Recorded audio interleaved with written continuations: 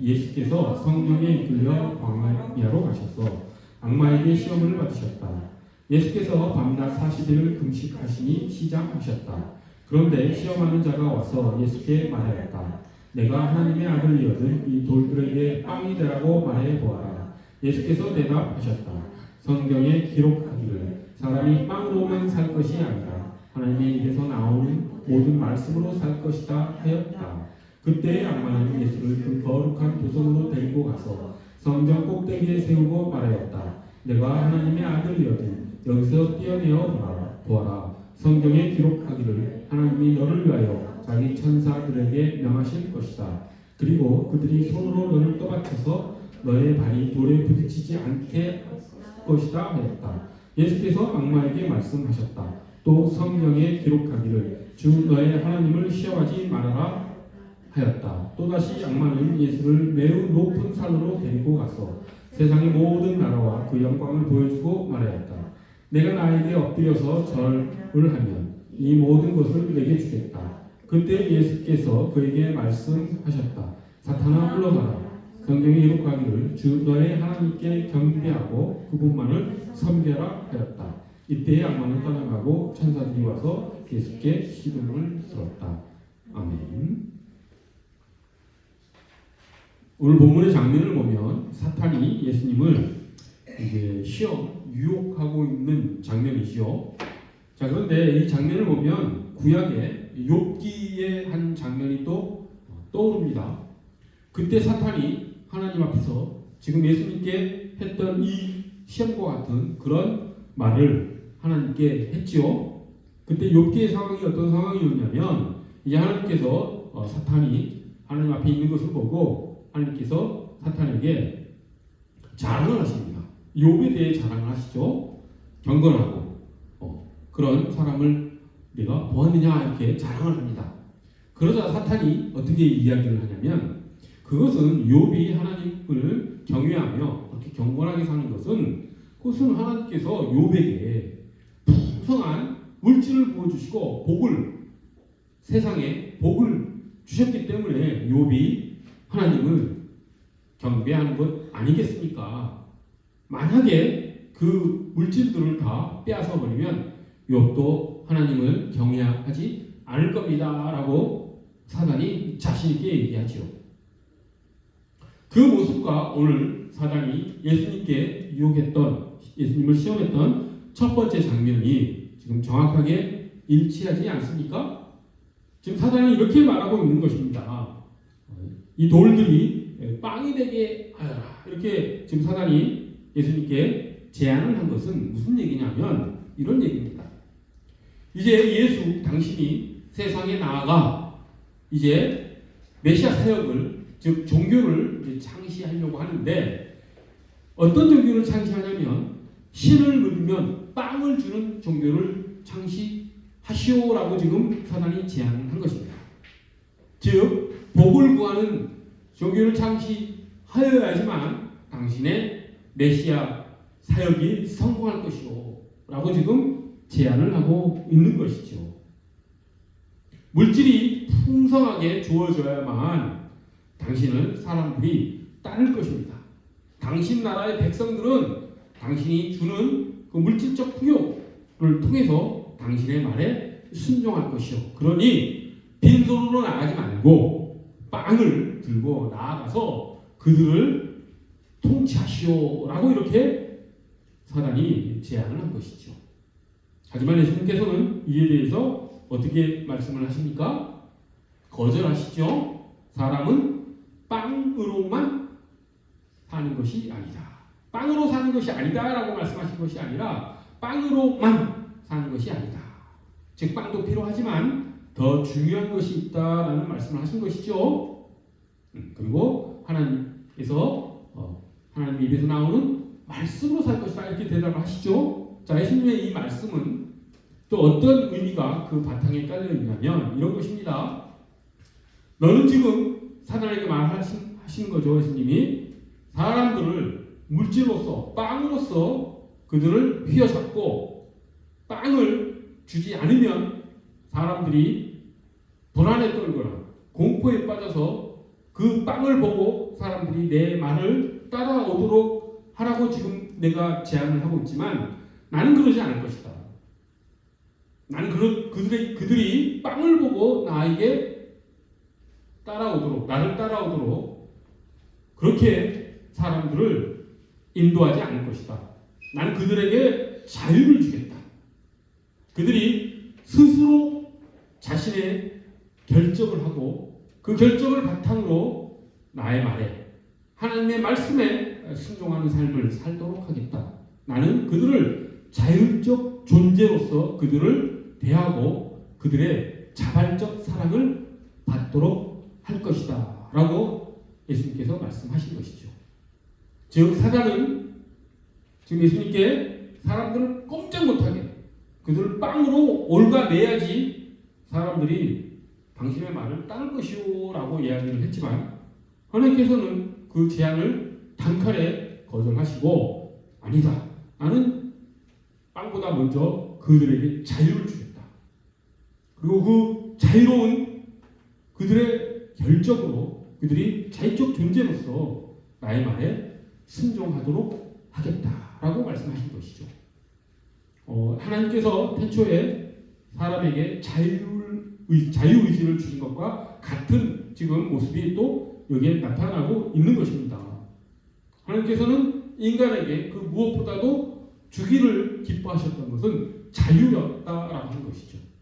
하나님은 인간이 어떤 물질이나 이런 것들에 의해서 얽매여서 따라오기를 원하지 않으셨다라고 하는 것입니다. 자유를 통해서 따라오기를 원하셨다라고 하는 것이죠. 자, 그래서 인간에게는 이제 하나님이 주신 자유가 이제 선물로 이제 들어오게 되었습니다. 자, 그런데 인간은 자유를 하나님으로부터 선물 받음으로써 그것이 인간 역사에 있어서 아주 지난한 아주 길 그런 혼돈과 어찌 보면 고통의 역사를 보내야 했습니다. 왜냐하면 자유라고 하는 것은 그저 자기 마음 내키는 대로 그냥 아무것도 안 하거나 혹은 그냥 방종하는 삶을 사는 게 아니죠. 자유라고 하는 것은 무엇입니까? 자유하게 살기 위해서는 그 자유를 가진 그 개인이 내가 무엇을 위해 살 것인가 라고 하는 것을 스스로 결정하고 그 무엇을 위해서 자신의 모든 것을 바치며 사는 삶, 거기에 진정한 자유가 있는 것이죠. 자유는 필연에 대한 통찰이 있어야 됩니다. 진리와 함께 해야지만 진정한 자유를 누릴 수 있다는 것이죠. 자유는 결코 그저 아무렇게나 살아가는 그런 것에서는 자유로운 삶을 살 수가 없습니다. 우리가 조금만 더 깊이 생각을 해보면 자유라고 하는 것은 자신이 생각하기에 가치가 있는 것, 의미가 있는 것을 자신이 찾아내 그것을 추구하면서 자신의 온 삶을 거기에 바쳐나가는 삶 가운데 자유가 풍성하게 그 개인의 삶 가운데 임하게 되는 것이죠. 그렇기 때문에 인류 역사는 이 자유를 제대로 누리는 데 있어서 엄청난 그런 혼돈과 그리고 고통을 겪을 수밖에 없었던 것입니다. 즉 무엇을 위해 살 것이냐라고 하는 그 문제를 놓고 서로 다투며 살았던 것이고 이것이 가장 중요하다, 저것이 가장 중요하다라고 하는 그런 혼란 속에서, 혼돈 속에서 서로 자기의 것이 옳다라고 하는 그런 고집 속에서 인류는 서로 갈등하며 또 싸워왔던 것이죠. 그것이 오늘날에도 잘 해결되지 않고 있는 것이 인간의 현실입니다. 그렇게 자유라고 하는 것은 양면의 날이 있는 것이죠. 우리를 자율적 존재로서 하나님께서 귀하게 대접해 주셨지만 우리는 그 자유를 제대로 활용하지 못하면 그런 혼란과 고통 속에서 살아갈 수밖에 없다라고 하는 것입니다. 그것을 잘 알고 있는 사단은 그렇기 때문에 인간에게 자유를 주는 것은 오히려 인간에게 악한 어떤 선물이 될 수 있다. 차라리 인간이 물질에 사로잡혀서 무엇이 올바른 것인가, 무엇이 정의로운 것인가를 생각하지 않고 그냥 물질만 바라보면서 살아가도록 하는 것이 더 인간에게 더 좋은 일이다라고 지금 사단이 제안한 것이라고도 할 수 있는 것이죠. 사실 그렇게 사는 게 편할 수 있습니다. 아무 생각 없이 그저 자기 앞에 놓여있는 그런 물질들, 어떤 편안함들, 이런 것들만 쫓아 살아가면 사람이 고민할 필요가 어디 있겠습니까? 그저 본능에 이끌리는 대로 살아가면 되는 것이죠. 하지만 예수님께서는 그러한 삶을 우리에게 살기를 원하지 않으셨습니다. 우리 사람들이 진정 스스로 무엇이 스스로 옳은지를 결정하고 그 옳은 것을 향하여 분투해 나아가기를, 그래서 진정한 자유로운 존재가 되기를 하나님께서는 원하셨다라고 하는 것입니다. 자, 그러자 사단이 이제 이렇게 또 두 번째, 세 번째 예수님께 제안을 하죠. 두 번째, 세 번째 제안은 어떤 것이냐면, 자, 이런 것입니다. 사람들은 이제 무엇이 옳은가에 대한 스스로의 결정을 통해서 자기 삶을 추구해 나아가는데, 무엇이든지 사람은 다 그것을 이제 목적으로 하고 살아가죠. 아무것도 목적으로 하지 않고 살아가는 사람은 아무도 없습니다. 다 누구든지 무엇인가를 다 위해서 살아갑니다. 자신이 스스로 의미 있다라고 생각하는 것, 가치 있다라고 생각하는 것, 그것이 다양할 수 있겠지만 그 자체를 생각하지 않고 살아가는 사람은 없다라고 하는 것이죠. 그것이 동물과 인간의 가장 근본적인 차이죠. 아무리 강아지가 두뇌가 뛰어난다 하더라도 그 강아지들이 결코 의미 있는 삶, 가치 있는 삶을 추구하지는 않죠. 그저 본능에 이끌리는 삶을 살아갈 뿐이죠. 하지만 사람은 그렇지 않다라고 하는 것입니다. 그래서 사람들은 의미 있는 삶, 가치 있는 삶을 이제 자유로운 결정을 통해서 추구해 나가는데, 그러다 보면 이제 사람들에게 또 어떤 문제가 나타나냐면, 자신이 올바른 목적을 향해 나아간다라고 하는 그런 마음의 생각이 있으면 그것이 양심이 판단을 하죠. 그래서 내가 지금 잘 살아가고 있다, 내가 올바른 목표를 정했고 그리고 내가 그 목표를 향해서 잘 살아가고 있다 하면 우리 양심이, 우리 마음이 평안함을 느낍니다. 근데 그러지 못했을 경우에는 그 평안이 깨지죠. 본능에 이끌려 살아가는 그런 삶을 보십시오. 그 어떤 만족도, 어떤 평화도 나타나지 않습니다. 사람은 그렇게 지어진 존재인 것이죠. 자유를 가진 사람들은 그 자유가 진정 가치 있는 것을 찾아갔을 때는 사람들이 마음의 평안을 느끼지만, 그러지 못했을 때는 마음이 불편해지고 불안해지고 그렇게 절망에 빠지는 삶으로 나아간다는 것이죠. 그래서 인류가 자유로운 존재로서 혼돈과 혼란과 고통을 겪는 것은 거기에 있는 것입니다. 올바른 목적과 의미와 가치를 찾지 못해서 엉뚱하게 자기의 삶을 살아가기 때문에 인간의 생애가 혼돈스럽고 그리고 고통에 빠질 수 있다라고 하는 것이죠. 그때 사단이 그것을 알고 지금 두 번째, 세 번째 또 제안을 한 것입니다. 두 번째 제안이 무엇이었습니까? 예수님은 성경 꼭대기, 성경 가장 높은 곳으로 예수님을 데리고 가서 여기서 뛰어놀아 보라. 그러면 천사들이 와서 너를 받아서 발이 땅에 닿지 않게 너를 안전하게 받을 것이다. 이렇게 이야기를 하죠. 즉 그것은 무엇입니까? 하나님을 시험하라는 것이죠. 그리고 기적을 베풀어라, 이런 뜻입니다. 기적이라고 하는 것이 이 종교에 있어서 어떤 역할을 하냐면, 우리가 방금 얘기했지만 우리가 어떤 목표를 향해서 나아가는데 그 목표가 옳은 것인지 그른 것인지 잘 몰랐을 때, 그럴 때 이제 혼돈이 오고 잘못된 길을 갔을 때 이제 고통스러운 삶 속으로 빠져든다라고 했죠. 자, 그런데 기적이 그 사람의 삶 앞에, 자유로운 삶을 살아가는 그 사람 앞에 기적이 뻥 나타나면 사람은 고민하지 않습니다. 혼돈스러워하지도 않습니다. 왜? 그 기적이 일어나는 것을 보고 나아가면 되는 것이죠. 기적이 그 사람에게 마음에 편안함을 준다라고 하는 것입니다.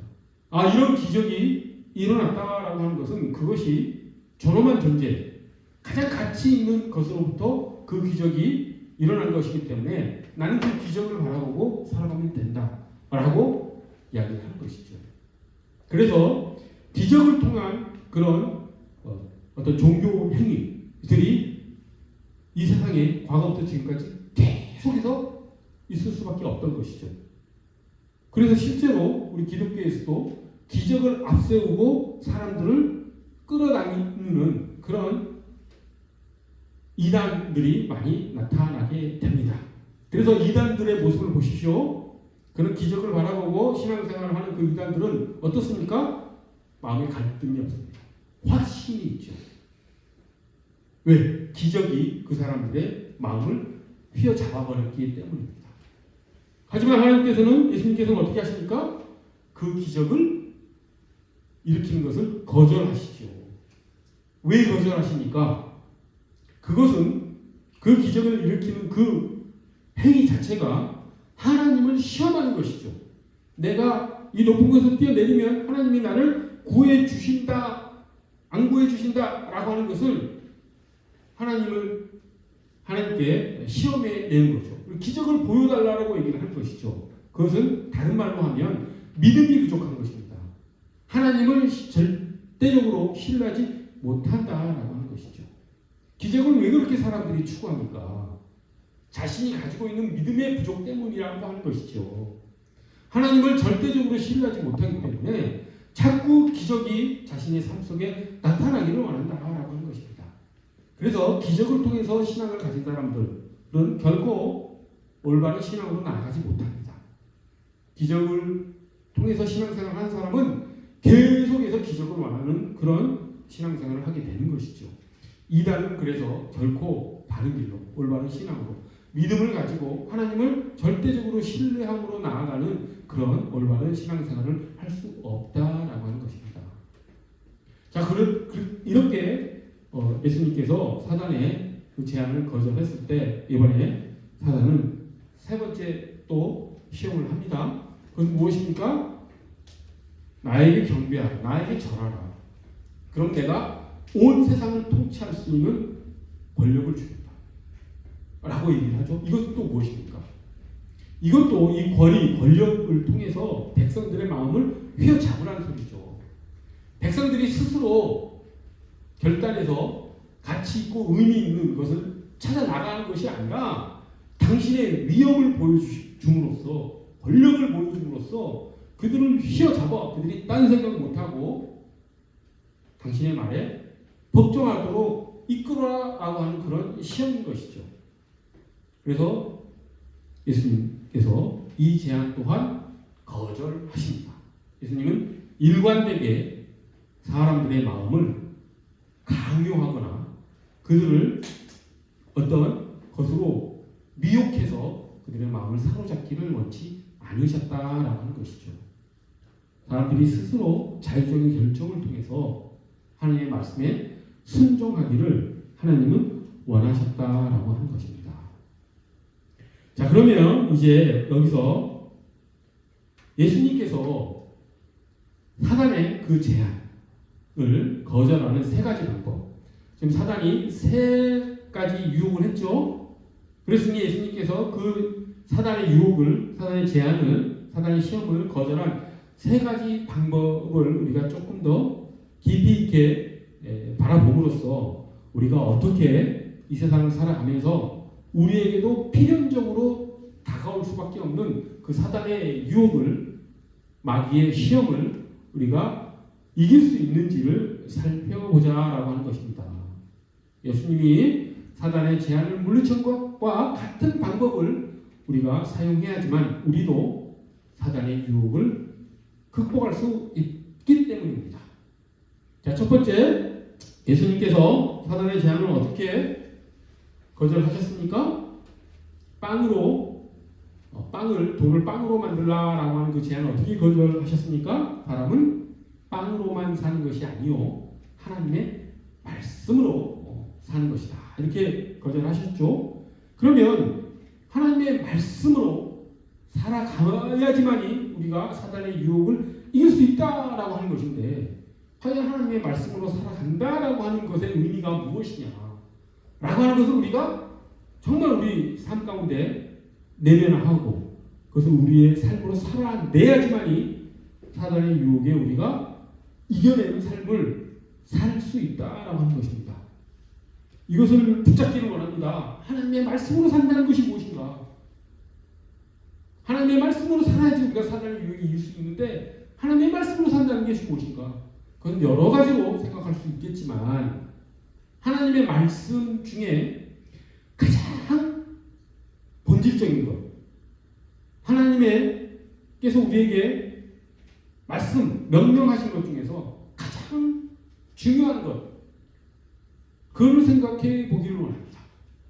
그것이 무엇입니까? 하나님 말씀 중에서 가장 중요한 것, 하나님께서 우리에게 말씀하신 계명 중에서, 명령 중에서 가장 중요한 것, 예수님께서도 말씀하셨죠? 하나님의 계명 중에 가장 중요한 것, 그것이 무엇이라고 말씀하셨습니까? 하나님을 사랑하고 이웃을 사랑하라는 말씀이었죠. 그렇기 때문에 우리는 하나님의 말씀으로 살아간다라고 하는 이 예수님의 말씀을 사랑으로 살아간다라는 말로 바꿀 수가 있습니다. 그렇게 했을 때, 우리가 하나님의 말씀인 사랑으로 살아갔을 때 비로소 우리가 마귀의 유혹을 언제든지 이겨낼 수 있는 능력을 우리가 갖게 된다라고 하는 것이죠. 하나님의 말씀으로 살아간다는 말의 의미를 우리가 그렇게 바라볼 수 있습니다. 그렇게 하나님의 말씀, 하나님을 사랑하고 이웃을 사랑하라는 하나님의 말씀을 통해서 우리가 세상 가운데 살아가면서 나타나는 여러 가지 시험과 유혹들을 이겨나가기를 간절히 소원합니다. 자, 두 번째 사단의 제안은 무엇이었습니까? 높은 곳으로 올라가 뛰어내어보라. 즉 하나님을 시험하라는 뜻 아니었습니까? 기적을 보이라는 뜻 아니었습니까? 그때 예수님께서 어떤 논리로, 어떤 방식으로 그 사단의 제안을 거절합니까? 내 하나님을 시험치 말라. 이렇게 말씀하시죠. 그리고 거절하시죠. 하나님을 시험치 말라. 하나님을 시험치 말라. 이건 무슨 뜻입니까? 하나님을 절대적으로 신뢰하라. 사실 믿음이라고 하는 것은 불확실성 속에서의 어떤 확신을 말하는 것이지, 미래가 어떻게 될 것이라는 것을 확실하게 알고 자기가 어떤 신뢰를 갖는 것은 어떻게 보면 믿음이 아닐 수 있습니다. 그것은 그냥 예언이죠. 그냥 그걸 예측한 대로 살아가는 것이죠. 믿음이라고 하는 것은 불확실한 상황 속에서 확신을 가지고 하나님을 절대적으로 신뢰하는 것. 즉 사단이 제안했듯이 네가 뛰어내려서 하나님이 너를 살려주는지 안 살려주는지 한번 시험해봐라. 성경에 천사들이 내 발이 땅에 닿지 않게 너를 구해준다고 했으니 한번 해봐라. 그럼 네가 하나님의 아들인 거를 사람들이 알지 않겠냐. 하나님 시험해봐라 했을 때 예수님께서 그 사단의 두 번째 제안을 물리치신 것은 믿음이었다라고 한 것입니다. 믿음으로 하나님의 그 절대 주권을, 하나님의 창조주이심을, 하나님의 우리의 삶의 주인이심을, 하나님의 우리를 지키시는 분임을 예수님은 신뢰하고 믿음으로 그 사단의 제안을 물리쳤다라고 하는 것. 그래서 예수님께서 지금 사단의 제안 두 가지를 무엇으로 물리쳤습니까? 첫 번째는 사랑으로 물리치셨죠. 두 번째는 무엇으로 물리치셨습니까? 믿음으로 물리치셨습니다. 자, 그러면 세 번째, 예수님께서 이제 무엇으로 사단을 물리칠지 좀 답이 예측되죠. 기독교의 가장 중요한 세 가지 덕목이 무엇입니까? 다 알죠? 세 가지 덕목이 무엇입니까? 믿음, 소망, 사랑이죠. 그렇죠? 그러니까 세 번째 예수님께서 사단을 물리치는 방법은 소망이지 않을까라고 하는 생각이 번쩍 들죠. 확인해 봅시다. 정말 예수님께서 소망으로 사단의 제안을 거절했는지 안 했는지. 자, 세 번째, 사단의 유혹이 무엇이었습니까? 나에게 경배해라. 그럼 내가 너에게 온 세상을 통치할 수 있는 권력을 주겠다. 이렇게 이야기를 하죠. 그러자 예수님께서 어떻게 거절합니까? 오직 하나님만을 경배하라 라고 지금 거절을 합니다. 그것이 무엇입니까? 사단이 얘기한 것은 무엇이냐면 하나님 말고 다른 거 신경 쓸 것도 많다. 왜 하나님만 바라보고 사냐? 다른 것도 좀 바라봐라. 세상에 좋은 게 하나님 말고도 많다. 권력도 있지, 인기도 있지, 명예도 있지, 돈도 있지, 외모도 있지. 세상은 네가 가져야 될 게 많다. 그런 것들을 추구하면서 살아라. 이렇게 얘기한 것이죠. 초점이 하나님께 있지 않다라고 하는 것을 지금 사단이 지적을 하고 그렇게 살아도 충분하다라고 이야기한 것이죠. 그때 예수님께서 무엇을 바라보라고 얘기하신 것입니까? 오직 하나님만 바라봐라. 오직 하나님만 소망하라. 너의 삶을 하나님께서 책임져 주신다라고 하는 그것을 바라보고 오직 하나님만 소망하라 라고 지금 예수님께서 이야기하신 것이라고 할 수 있습니다. 그래서 저는 오늘 말씀을 준비를 하면서 예수님께서 사단의 제안, 사단의 시험을 물리치신 것은 기독교의 가장 중요한 덕목 세 가지, 즉 사랑과 믿음과 소망으로 사단의 제안을 물리쳤구나, 사단의 유혹을 이기셨구나 라고 할 것을 말씀을 준비하는 가운데 깨닫게 되었습니다. 우리 이렇게 세상 가운데 우리가 살아갈 때 우리에게 닥치는 그런 여러 가지 시험들, 그리고 여러 가지 유혹들을 예수님처럼 하나님의 사랑으로, 하나님을 향한 절대적인 신뢰, 즉 믿음으로, 그리고 오직 하나님만 바라보는 소망으로 그 유혹들, 시험들을 이겨나가기를 간절히 소원합니다. 사랑, 믿음, 소망이 우리가 세상을 넉넉히 이길 수 있는 하나님께서 우리에게 주신 선물임을 우리가 믿고 그렇게 살아나가기를 간절히 소원합니다. 기도하겠습니다. 거룩하고 자비로우신 하나님 아버지, 예수님께서 사단의 제안을, 사단의 유혹을 어떻게 이기셨는지 오늘 본문을 통해서 저희가 살펴보았습니다. 하나님, 그 사단의 교묘한 그 계략을 우리가 하나님의 말씀으로, 하나님에 대한 믿음으로, 하나님을 향한 소망으로 우리가 넉넉히 이겨나갈 수 있도록 저희를 붙들어 주시옵소서.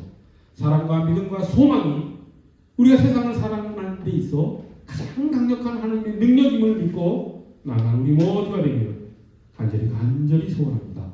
감사드리며 교신 예수 그리스도 이름 받들어 기도드립니다.